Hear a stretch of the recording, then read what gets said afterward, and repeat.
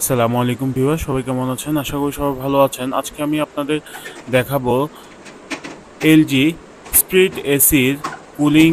দেখুন ভিউয়ার্স, এটা হচ্ছে আউটডোরের যে কুলিং সিস্টেম, যেখানে আমাদের ঠান্ডা হওয়া বাতাস দেয়, সেখানেই আইস হয়ে গেছে। দেখুন পুরো এসিতেই, পুরো আউটডোরটাতেই কি পরিমাণে আইস জমে গিয়েছে।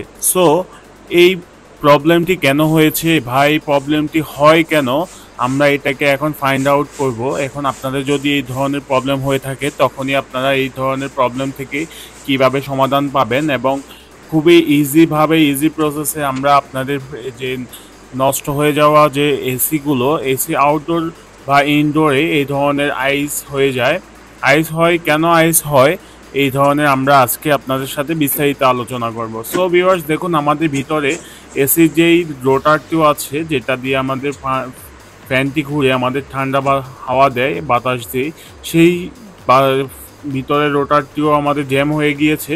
এবং উপরে যে আমাদের, দেখুন উপরে আমাদের পুরোপুরি আমাদের এখানে যা হয়ে গেছে, দেখুন আইস হয়ে গেছে। সো এটা হচ্ছে, আমরা এখন এটার কি ধরনের প্রবলেম বা কি সমস্যা হয়েছে আমরা এখন আপনাদেরকে বিস্তারিত দেখাবো। সো ভিউয়ার্স, চলুন দেখে নেওয়া যাক পুরো ভিডিওটি। আমাদের ভিডিওটি দেখতে থাকুন এবং স্টেপ বাই স্টেপ দেখতে থাকুন। সো ভিউয়ার্স, এখন আমরা দেখাবো আমরা আমাদের যে এসিতে কেন এটা হয়েছে, আমাদের এসিতে কেন বরফ হয়, আমরা এই বরফ হয় কি কারণে বা কি প্রবলেমের কারণেই। আপনি যদি কখনো এসি চালিয়ে রেখেছেন, তার পরবর্তীতে আপনি বন্ধ করে দিয়েছেন, কিন্তু আপনি আপনার অজান্তেই কিন্তু এসিটি চলতেছে। সো আপনি কিন্তু বুঝতেই পারবেন না, আপনি যদি বাসা বা অফিসে থাকাকালীন আপনি এসিটি সারাদিন চালিয়েছেন, তারপরে অফিস অফ করে আপনি বের হয়ে গিয়েছেন, তখনই সারা রাত অফিসে আপনার ওই এসিটি চলছে। কিন্তু এটা কেন, এটা অটোমেটিক্যালি আপনার এই প্রবলেমটি কেন হয়, এসির আইস জমে যায়, এটা হচ্ছে সার্কিটের প্রবলেম। আমি যতটুকু দেখেছি, এখন এই দেখুন আমাদের এই ধরনের সার্কিটেই আমাদের এই সার্কিটটি আমরা এখন চেক করব। আমরা এসির যে কাভারটি আছে, দেখুন ইনডোরের যে কাভারটি আছে, আমরা ইনডোরের কাভারটি এখন খুলে আমরা এখন চেক করব আমাদের এটা প্রবলেমটা কি। সো আমাদের সাথেই থাকুন এবং আমাদের ভিডিওটি দেখতে থাকুন।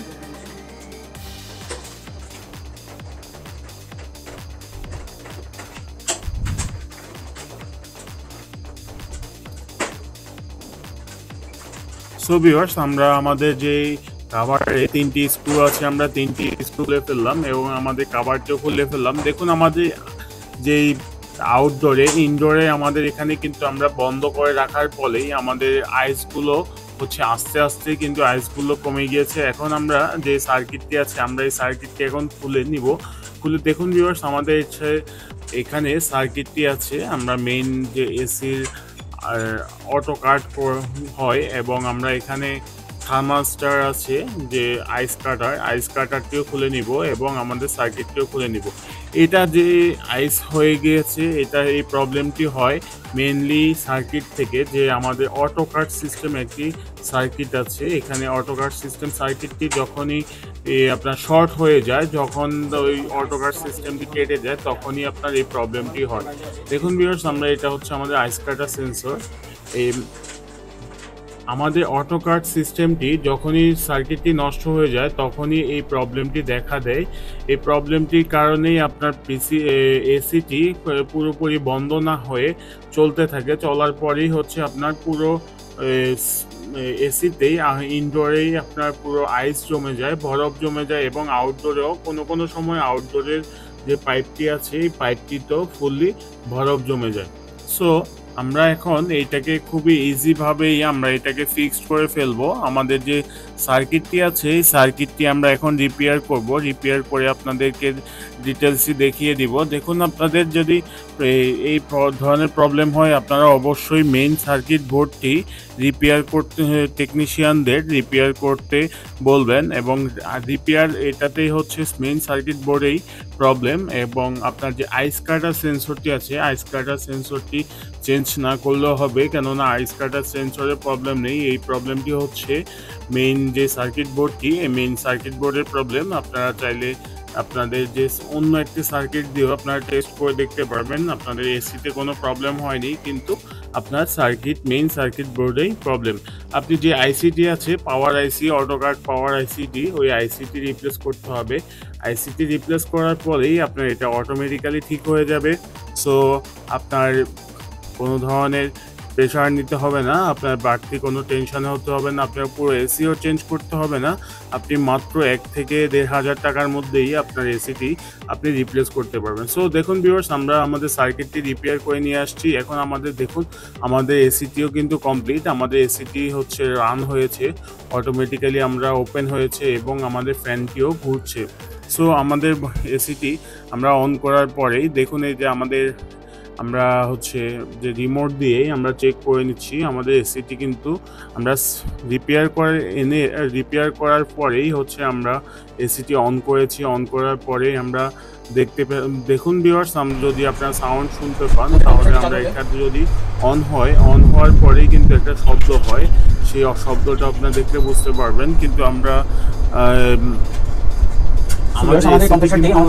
রানিং, আপনারা দেখছেন আমাদের যে এসির যে স্লাইডিং শাটারটি আছে, শাটারটি কিন্তু ওপেন করা আছে, আপনারা খেয়াল করে দেখবেন। দেখুন আমাদের শাটারটি কিন্তু এখন অফ হয়ে গিয়েছে, আমরা যখনই অন করব তখনই অটোমেটিক্যালি খুলে চলে আসবে।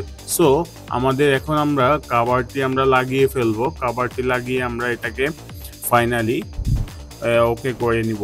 সো আমরা এখন আমাদের যে স্ক্রুগুলো আছে এবং উপরে লকগুলো আছে, আমরা লকগুলো লাগিয়ে দিচ্ছি।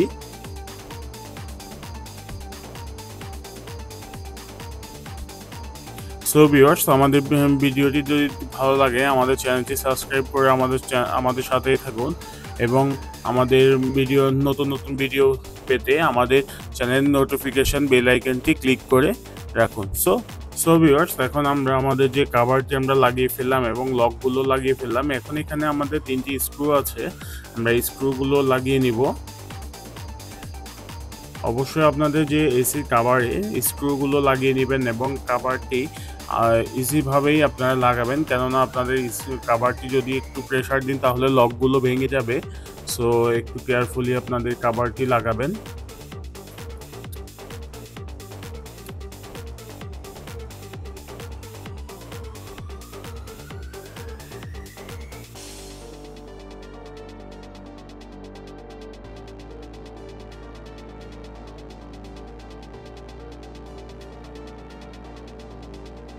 সো ভিউয়ার্স, আমরা একটু ক্লিন করে নিচ্ছি আমাদের এসিটি।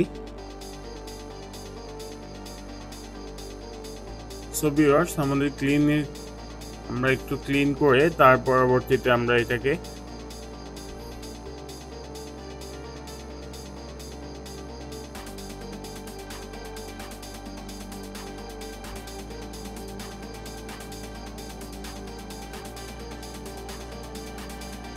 সো ভিউয়ার্স, আমরা এখন রিমোট দিয়ে আমাদের এসিটি আমরা অন করে দেখব। আমরা এটাকে এখন রিমোট দিয়ে আমরা এটাকে অন করে দেখব। দেখুন ভিউয়ার্স, আমরা একটা রিমোট নিয়ে নিয়েছি, এখন আমরা অন করেছি, আমাদের এসিটি কিন্তু এখন অন হয়ে গিয়েছে।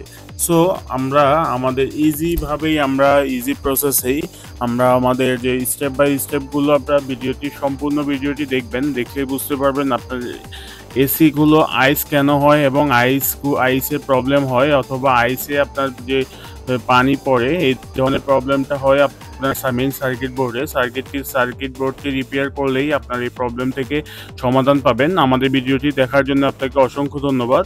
আসসালামু আলাইকুম।